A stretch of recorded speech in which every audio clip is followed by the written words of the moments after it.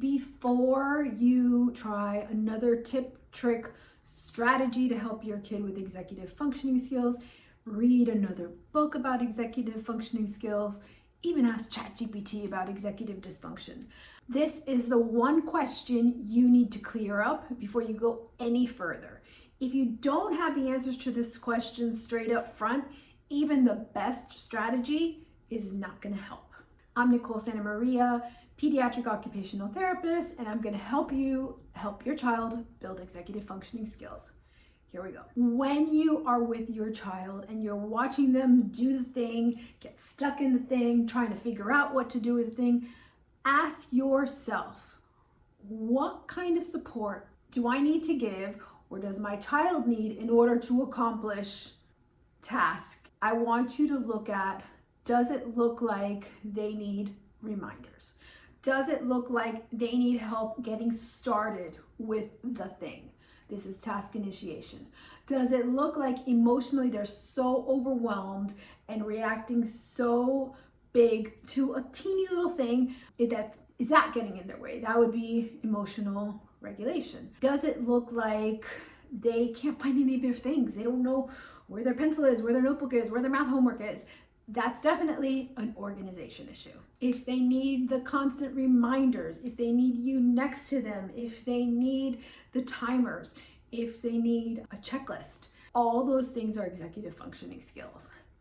And you're on the right track. But if when you answer that question, what support do they need? It looks like, sounds like, feels like they need academic support, like they really need help with reading comprehension. They really need help with reading out loud. They really need help with understanding math concepts. They're just not getting it. Those are leaning more towards learning, towards academics. It might be as simple as a homework help. It might be as complicated as a learning disability. So the question is, what kind of support does my kiddo need? Do I need to give them in order for them to accomplish blank? Whatever it is. If it looks like, feels like, sounds like academics, you need to go down the path of homework help, tutoring, possible learning disability, and you need to figure that out quickly because that's really going to interfere. If it's more like getting started, remembering things, looking for their stuff, we're looking at organization, flexibility, time management. Those are all executive functioning skills, and you are on the right track here, looking for executive functioning help. Figuring out which executive functioning skill is it that your child needs support with is what we do inside of my executive functioning fix program.